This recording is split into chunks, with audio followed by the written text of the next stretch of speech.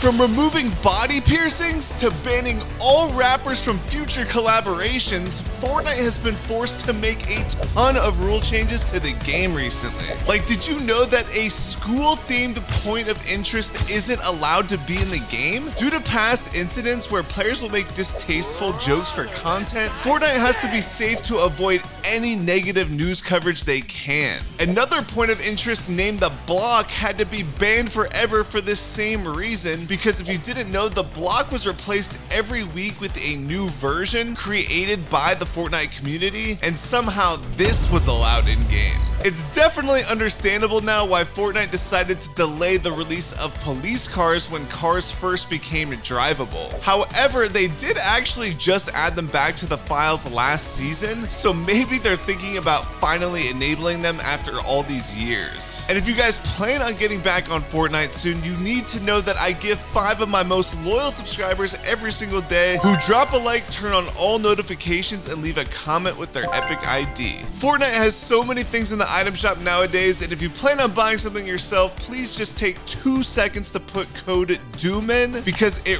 really means the world to me. And probably the first rule change in Fortnite history was the removal of friendly fire. Epic Games actually made a Reddit post all the way back in January 2018 announcing the change, and I believe it's been a permanent change to this day. Moving on to the biggest rule change in Fortnite competitive history, we have the banning of stretched resolution in Fortnite. Stretched resolution helped players by giving you a larger field of view, a better frame rate, and some argued it even made enemy hitboxes bigger, which would obviously allow you to eliminate opponents easier. Fortnite decided to ban it right before the Fortnite World Cup, even though most pro players had been using it for months. It seemed like they only decided to ban it once Ninja finally decided to use it, probably because that would trigger a lot more Fortnite players to start using it. Although Fortnite does look cool with the larger field of view, I'm kind of glad Fortnite decided to ban it because it was kind of ugly to watch gameplay of. Next up, I'm sure you guys heard the news that Fortnite is now introducing cabined accounts to Fortnite players who are under 13 years old. And well, if you're watching this and you're under 13, you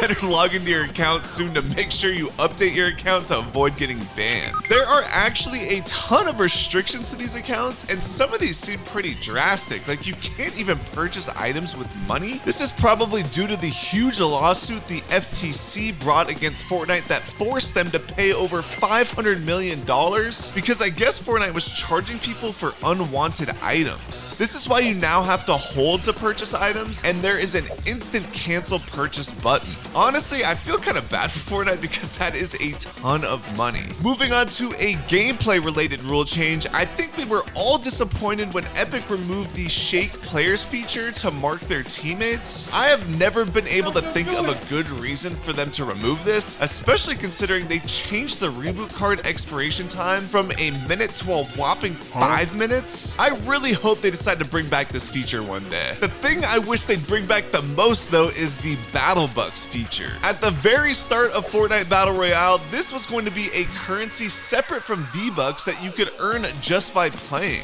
Then you would use these Battle Bucks to buy from the season shop, and then the V-Bucks would be used to buy from the normal item shop. I can kind of see why they decided not to use these though, because it would be kind of confusing, and then people would be way less likely to actually buy V-Bucks. Now, number 8 is actually a rule change that was enforced onto Fortnite by Nintendo. When the Fortnite vs. Apple lawsuit happened, a ton of private documents were revealed to us, and it showed they were planning on releasing Samus in Chapter 2 Season 5. This was a huge deal because it would have been the first Nintendo character crossover in Fortnite, and obviously there are so many other cool characters that could come as well. However, allegedly Nintendo would only agree to allow Fortnite to introduce Samus to the game if the skin was exclusive to the Nintendo Switch. Fortnite doesn't really like to make content exclusive to one platform though, and that's why anytime there is like a platform exclusive, it's typically basically just a different style of a skin that already exists. If they allowed Nintendo to make their characters platform exclusive, then PlayStation and Xbox would probably want their exclusive game skins like Kratos and Master Chief to only be available for their consoles too. Even though I kinda wish Fortnite would have allowed Samus to come on Nintendo's terms, I really pray that Nintendo changes their mind at some point, because a battle pass with any of their iconic characters would be awesome. Now back to Fortnite competitive. Another huge rule change Fortnite players forced Epic to implement was the banning of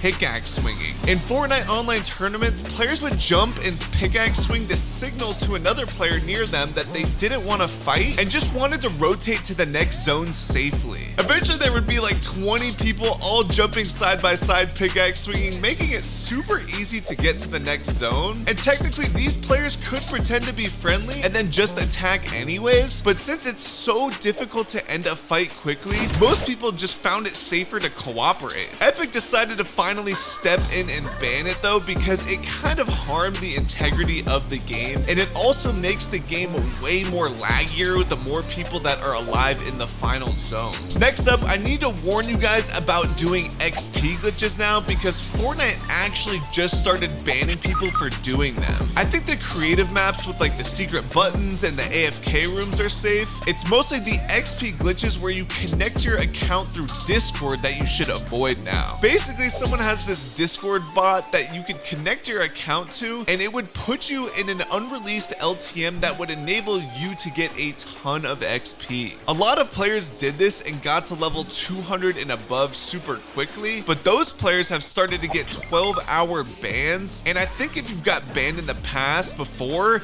the punishment could actually be worse. I always avoided these types of glitches anyway, because it seemed kind of sketchy to log in with your account and then give them some ID that enables them to act on your account's behalf, because it seems like they could probably do a lot of other stuff with your info that you wouldn't even be able to control. What is going on? I know a lot of people were using this Discord to also get the Guff skin in Winterfest early, but I don't think they punish people for doing that, thankfully. So I would just be careful using this service or any other method that requires your login, because it's not worth risking your account. Speaking of accounts, a huge rule change was when Fortnite stopped allowing players to merge different accounts together on May 6th of 2019. Since most people will go from a console to PC, or maybe from mobile to console, it makes sense that people might have multiple accounts, and they used to have a great feature where you could take the skins from both of your accounts and put it into one. Fortnite didn't like that people were buying accounts and merging it with their own though, because it causes a lot of people to get scammed, so they ended up disabling the feature.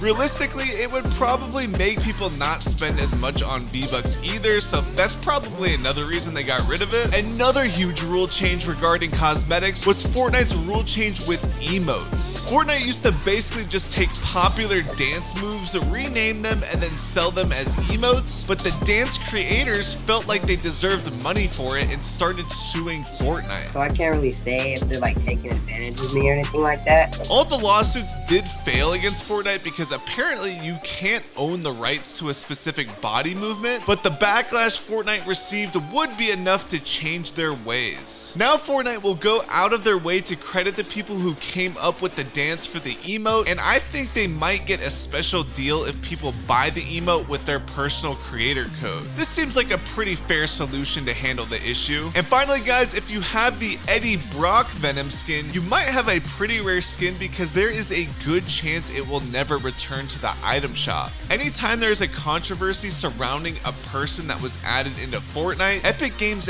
never adds their cosmetics to the shop again. The actor who plays Eddie Brock, who is Tom Hardy, was kind of exposed in a new book for being a pain to work with, and that some people even feared for their life while on set with him. Since he never returns to the item shop the same time as other Marvel skins, many think that this could be the reason for it. Well guys, drop a like if you made it this far into the video, and make sure you check out this video if you missed it.